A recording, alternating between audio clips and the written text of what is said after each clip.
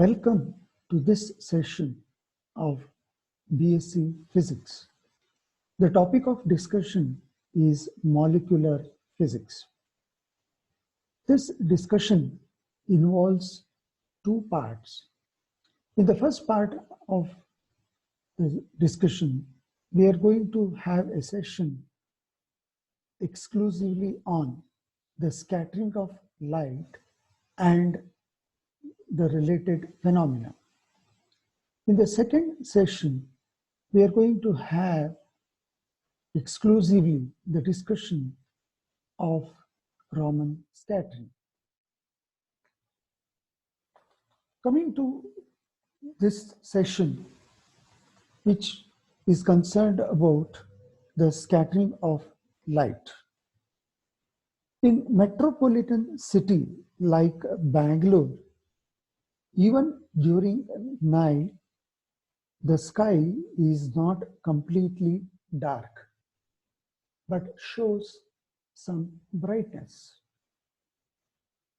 This is possible even though there are no sources of light nearby. This is due to scattering of light with the dust particles and pollutants of the atmosphere from the source of light elsewhere. Scattering of light is a phenomenon in which light is absorbed by the particles of the medium and re-emitted. A medium in which scattering of light takes place is also called inhomogeneous medium. For example, we have number of such media like smoke, fog, turbid medium, or any colloidal solution. Scattering of light was first observed by Richter in 1802 while he was studying light passing through the colloidal solution of gold. Now first we shall throw some light on the Tintal Scattering. Tyndall observed that when light is passed through colloidal solution or in a very fine suspension, light is scattered in all directions. After a series of experiments, he inferred that when the dimension of the scattering particle is comparable to the wavelength of incident light, the radiation is scattered in all directions. This gives us an idea that Tyndall scattering occurs when the size of the scattering particle is nearly equal to the wavelength of the incident radiation. Also, the intensity of scattered light is independent of the wavelength of incident light. This is called the Tyndall scattering. The Tyndall scattering is a phenomenon in which uniform scattering occurs when the size of the scattering particles is comparable to the wavelength of incident radiation. Next, coming to the Raleigh's scattering.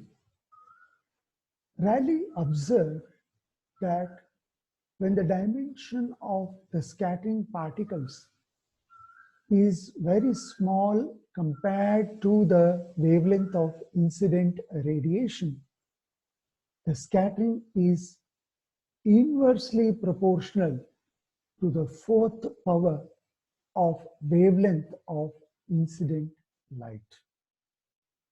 That is, If I is the intensity of the incident radiation, and if lambda is the wavelength of the incident radiation, which is comparable to the size of the particle, then I is proportional to 1 by lambda to the power of 4. The particles exhibiting Raleigh's scattering may be atoms and molecules of the medium. Raleigh's scattering is most prominently observed in gases. In Raleigh's scattering, there is no change in the frequency of radiation interacting with the medium. Thus, Raleigh's scattering is a phenomenon in which, when radiation is incident on scattering particles smaller than the wavelength of radiation, the intensity of scattering is inversely proportional to the fourth power of incident wavelength. When a beam of light is passed through an optical medium, the incident light mainly loses energy due to absorption and scattering. The absorption results in increase in kinetic energy of the molecules of the medium and temperature. During scattering, the radiation is absorbed and re-emitted by the medium. Since re-emission is not directional, the light is re-emitted by atoms and molecules in all possible directions. Hence, light is scattered in all directions. In order to avoid the light deviated due to diffraction, the scattered radiation is always studied at right angles to the direction of incidence. We know that the sky appears blue during the day due to scattering of blue light, which is the component of sunlight. During sunset and sunrise, the sky appears red. This is also due to excessive scattering of red wavelength of sunlight. If white light is passed through a medium such as air or atmosphere, violet is more scattered and red is least scattered. This is a usual phenomenon. During sunset and sunrise, as the sunlight travels through a larger distance in the atmosphere, which is shown in the figure as the distance AO, and according to Rayleigh scattering, violet, indigo, blue and green colors will be scattered first, and by the time it reaches the observer on Earth, only red color will be left behind. Hence, the atmosphere appears red. Other than sunset and sunrise, or during the noon, the sky appears blue because sunlight travels a smaller distance BO, as shown in the figure, in the atmosphere, by the time violet, indigo, and blue get scattered, reaches the earth, hence the sky appears blue due to the resultant of violet, indigo, and blue, as blue is primary color and more sensitive to our eye. Next is the Raman Scattering. In 1928, Sir C.V. Raman discovered that when a monochromatic beam of light is passed through organic liquids like benzene, toluene, etc., the scattered light at right angle to the incident direction contained both higher and lower frequencies in addition to the incident frequency.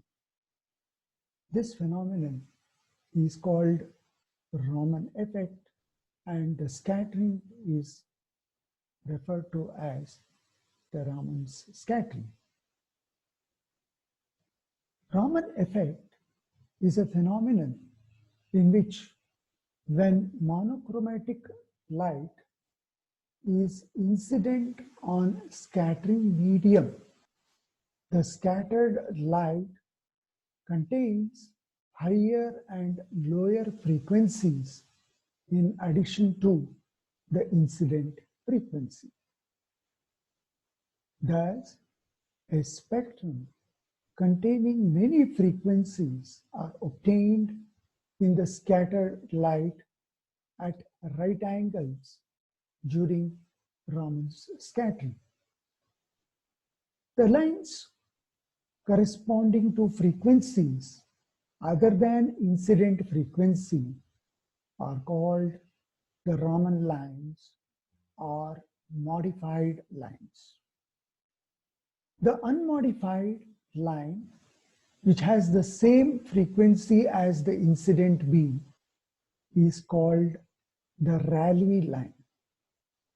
In the Raman spectrum, the lines having frequencies smaller than that of the incident light are called Stokes line, and those having frequencies higher than that of the incident are called anti-Stokes lines. The frequency difference between the modified and unmodified line of Raman spectrum is called Raman Shift.